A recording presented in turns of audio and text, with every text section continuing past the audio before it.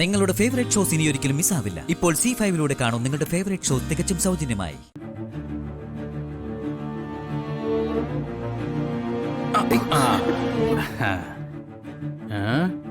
ഇത്രയും നിയമമൊക്കെ അറിയായിരുന്നിട്ടും അത് ലംഘിക്കുന്നത് ശരിയാണോ കളക്ടർ മാഡം? പോലീസ് കസ്റ്റഡിയിലുള്ള ഒരാൾക്ക് പുറത്തുനിന്നൊരാൾ ഫോൺ കൊണ്ട് കൊടുക്കുന്നത് നിയമലംഘനമാണെന്ന് മാഡത്തിന് അറിയാലോ. അതും പോലീസിന്റെ സമ്മതമില്ലാതെ. വേറെ ആരോടും അല്ല, വിഷ്ണുട്ടന്റെ അമ്മയോടാ. നിയമത്തിന് മുന്നിൽ അമ്മയച്ഛനൊന്നും ഇല്ല മാഡം. ശാലിനി, സാരമില്ല, എനിക്ക് സംസാരിക്കണ്ട. ഇയാൾ അമ്മയെ എങ്ങനെയും മാനേജ് ചെയ്താൽ മതി.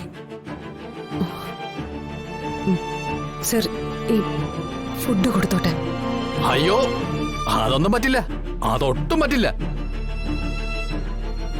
നിങ്ങൾ ഇതിനകത്ത് വിഷമിട്ടിട്ടില്ലെന്ന് എനിക്കെന്താ ഉറപ്പ്? സർ, ഞാൻ വിഷ്ണുവേട്ടന്റെ ഭാര്യയാണ്. അതൊന്നും പറഞ്ഞിട്ട് ഒരു കാര്യമില്ല. പങ്കാളിക്ക് കഷായം കൊടുത്ത് കൊല്ലുന്ന പെണ്ണുങ്ങളുണ്ട്. ഒരു കുടുംബത്തിന് ഒന്നടങ്ക സൈനൈഡ് കൊടുത്ത് കൂട്ടക്കൊല ചെയ്യുന്ന ഭാര്യമാരുണ്ട്. കാമുകനൊപ്പം പോകാൻ സ്വന്തം കുഞ്ഞിനെ വരെ കടൽ ഭിത്തിയിൽ അടിച്ചു കൊല്ലുന്ന പെണ്ണുങ്ങൾ വേറെ.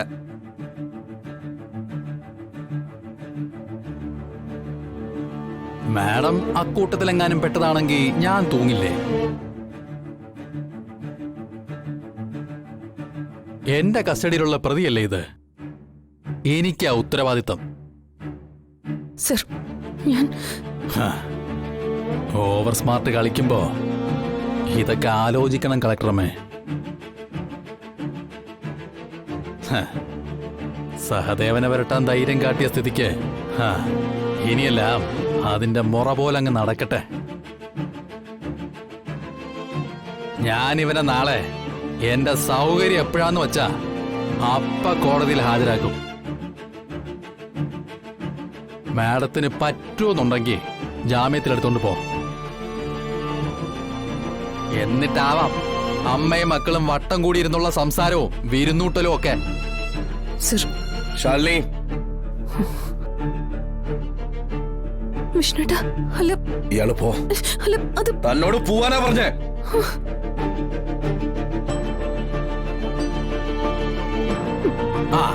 അതെ അതെ, ദാ ഇതൂടെ വച്ചോ.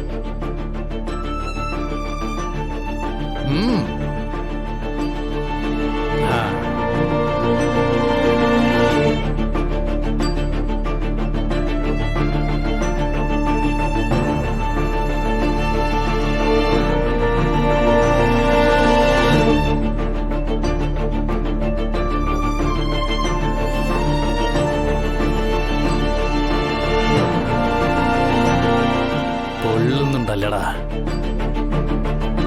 പൊള്ളണം. പോലീസ് എന്ന് പറഞ്ഞ പവറാടാ, പവറാ. സത്യമാ വിഷ്ണുട്ടനെ അന്വേഷിച്ചോണ്ടിരിക്കുക. അറിയാലോ, ഈ അവസ്ഥയിൽ സത്യാമ്മയുടെ അടുത്ത് വിഷ്ണുട്ടന്റെ കാര്യം പറയാനൊന്നും പറ്റില്ല. എവിടെയെങ്കിലും പോയതാന്ന് കരുതിക്കോട്ടെന്ന് വെച്ച് വിഷ്ണുട്ടനെ കൊണ്ട് ഫോൺ വിളിപ്പിച്ച് സംസാരിപ്പിക്കാൻ നോക്കിയിട്ട് സിയെ സമ്മതിച്ചില്ല. ഞാൻ കൊണ്ടുവന്ന ഭക്ഷണം പോലും. മനസ്സിലായി ശാലിനി, നിയമം ഇപ്പൊ അയാളുടെ കൂടെ. എങ്കിലും കൂട്ടിലിട്ടൊരു മൃഗത്തെ പോലെ വിഷ്ണുവേട്ടൻ. ശാലിനി, ഇന്ന് ഞായറാഴ്ചയായി പോയി. നാളെ നമ്മൾ എന്ത് വില കൊടുത്തും വിഷ്ണുവിനെ ജാമ്യത്തിൽ ഇറക്കിയിരിക്കും. അല്ല അർജുനേട്ടൻ. ശാലിനി, അമ്മ എന്തെങ്കിലുമൊക്കെ പറഞ്ഞെന്നിരിക്കും, പക്ഷെ എന്റെ കക്ഷി വിഷ്ണുവാ.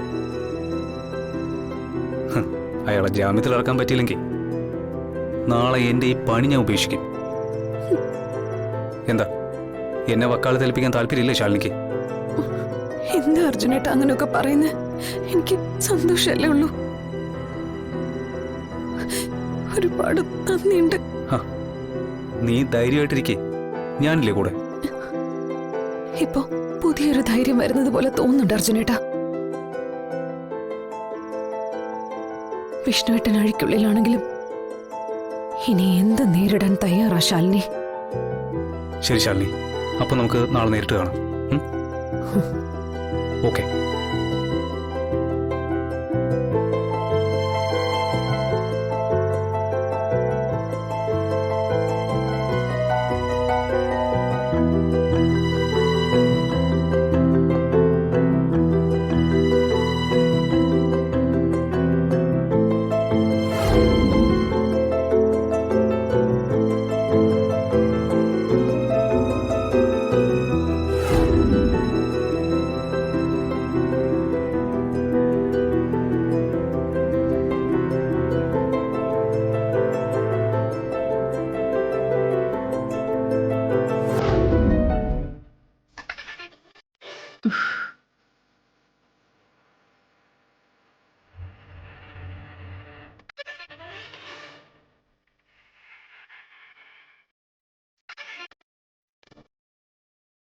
ശാരദമ്മ പേടിക്കാതെ ശ്യാമമോൾ വരൂ. പേടിക്കാതെ എന്ന് പറഞ്ഞ എങ്ങനാടി? മണി 7 കഴിഞ്ഞു. 3:30 ക്ലാസ് കഴിയുന്നത് അവളുടെ. ഇതിനു മുമ്പും ശ്യാമമോള് 6:30 6:45 വന്നിട്ടില്ലേ? വന്നിട്ടുണ്ട്. പക്ഷേ അതിന് എന്തെങ്കിലുമൊക്കെ ന്യായം ഉണ്ടായിരുന്നു. പഠിക്കാനുള്ള ടൂറിന് പോകുന്നെന്നോ കൂട്ടുകാരികളുടെ വീട്ടിൽ നോട്ട്സ് വാങ്ങാൻ പോകുന്നെന്നോ ഒക്കെ. അതൊക്കെ അവൾ നേരത്തെ വിളിച്ച് പറയുകയും ചെയ്യുമായിരുന്നു.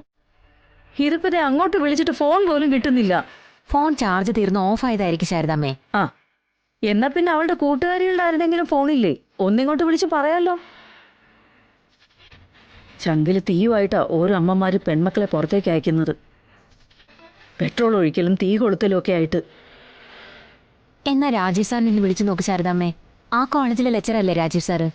ആലോചിക്കാഞ്ഞിട്ടല്ല, പ്രായം തികഞ്ഞ പെൺകൊച്ച. അതിനെ കാണാനില്ലെന്ന് നാട് മുഴുവൻ കൊട്ടി ഘോഷിക്കണ്ടെന്ന് വിചാരിച്ചിട്ടാ. രാജീവ് സാർ അന്യനല്ലല്ലോ ശാരദാമ്മേ, നമ്മുടെ ശാരികമോളുടെ ഭർത്താവല്ലേ.